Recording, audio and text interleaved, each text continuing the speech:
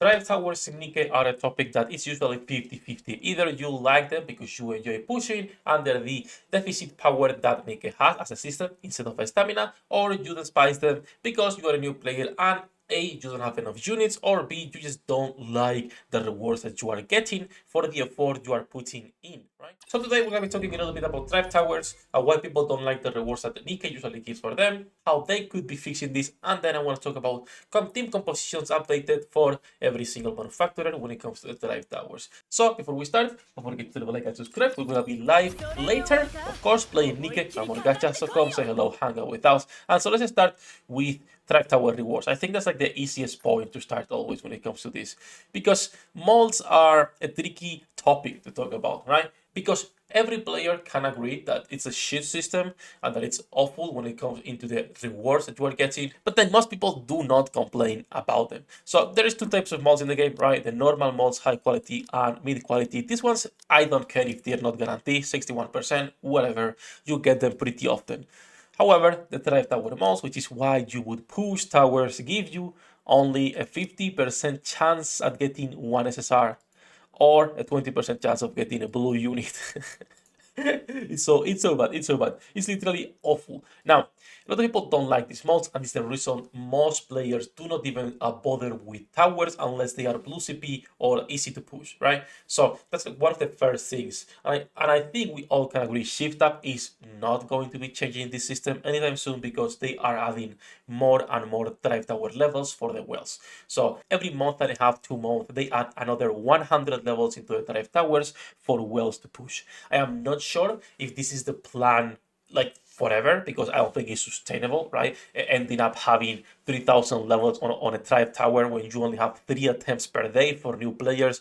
When are they catching up to that? Like, I don't know. It feels weird. I do not think they will do a reset on drive towers. I would love to see that personally, since I think seasonal drive tower resets would be the way to go, right? Even if it's only twice per year, every 6 months to go with half anniversary. Resetting the drive towers would actually be huge and would make sense for people to actually get more molds and actually try to get a couple more units that they are missing, right? In my case, of course, it doesn't really matter. I have everyone, so I don't need to push those towers. But for new players and free to plays, it's a huge reason when it comes to gamble to get more units because it's not guaranteed, but at least, it's a way of maybe you get them. So that's the first thing, right? Drive towers and the rewards. They do suck. Most players do not like them because first, it's hard to push if you don't have the units, and then second, the rewards you're getting versus the effort you're putting in are just awful. So let's talk about drive tower compositions and why people do not like this game mode. And this is something that also ties to Shift Up and how they release units. Because when it comes to most manufacturers, it's easy to push content on the tower. So for example, when we talk about Tetra, again, you have volume as your B1. You have bunnies to push content. You have a lot of B3s, even if you were to not have Ludmila, right? Or even Anis. Like, there is plenty of options when it comes to this drive tower. It is not hard to push content. And that's something that is not consistent on all manufacturers, right? Because yes, you have bunnies and volume in here, and even more alternatives if you didn't want this, right? There is plenty of alternatives. But what about the other manufacturers? Can they say the same?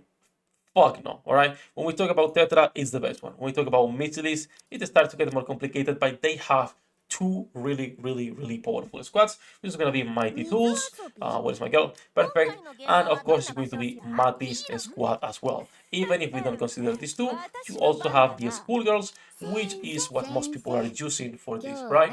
Schoolgirls, Litter, and they're doing a mix of Mati's squad depending on what they have. In my case, both Laplace and Maxwell Core 7s are the ones that I do personally use to push content in here. So once again, there is plenty of options when it comes to B1s, B2s, and B3s on also Missilis. So this is not a problem per se. But now we get into the other 2 towers that are like, what are you doing Shift Up, right? So first of all, Elysion. This is the worst tower by far. Until recently, there was not even cooldown reduction in this tower. So you had to use Miranda or Neon. Those were your 2 options to push content in here, right? Now, for B2s, again, until recently, there was absolutely nothing. Because the first CDR they added was Helm Aquaman. Then there was Mast but no synergies with Elysion itself. And then they finally added Miss Marcy, which is what I use for that. Now we also have cooldown reduction with the Killer Wife, which is probably the best Elysion unit and one of the best units in the game right now. So at least now there is cooldown reduction and there is good heals, consistent heals, but there is still no good DPS. The only one would be made Privacy, and then you are left with maybe Guillotine and the other Privacy if you have her build, right? So it's like there is no real synergies when it comes to Elysion because Shift Up releases characters that do not work well with one another. They release the Killer Wife that supports sniper rifles. Where is the sniper rifle on Elysion? They release Query that support defenders and heals, but where are the defenders for Elysion? They release Mast that increases max HP, but who scales off max HP, even if we consider Guillotine in here in this case, when you don't have a B1 to sustain your team or to do cooldown reduction, right? Like, there is all of this, well, now we have the Killer Wife, but there is all of these things that make no sense when it comes to how they are building the teams or how they're releasing units for Elysion. And yes, again, now at least we do have teams we can sustain, right? Because you can go with this, you could go with Mass if you wanted, and then you could go Guillotine, and then heals with Helm or Query, right? Like, that could work adding another DPS in here. Something like this. Perfectly fine, could work, even though I still think Miss Marcy is a lot better, in my opinion, rather than running this. But that's just me. And then you also have, of course, outside of the Elysion and how mistreated they are by Shift Up, you also have Pilgrims.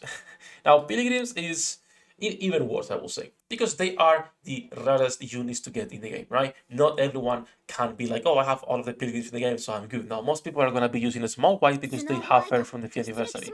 Most people are going to be using whatever they got. If they were lucky when Red Hood and Black Shadow were here, at least they have a team they can run, right? But even pushing Pilgrim Towers for a lot of people is hard because there is no good, for example, healers outside of Rapunzel.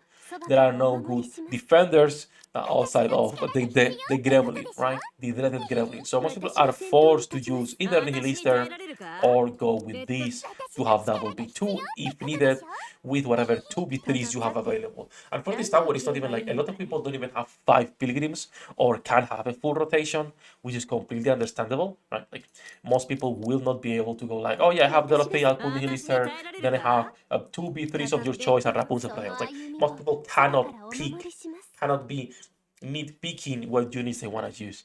So all of the towers, it's like a Missilis and Tetra, it's super easy, there are no issues with that, and then you get into everything else. So for most people, it's like, okay, you have Tetra and you have Missilis, which is easy to pull. It's kind of, there is not a lot of problems when it comes to team building in there. And then you're going to Elysion, and it's like, Shift Up.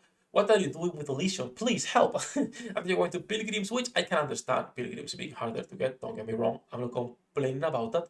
What I'm complaining is about the towers themselves and how much effort people put into them to only get a purple unit, to only get a blue unit. Why it's not worth pushing those towers, because most people do not care, right? So I would love if we could get seasonal reset. I think seasonal resets could be the way to go. Every 6 months, getting a reset on the towers.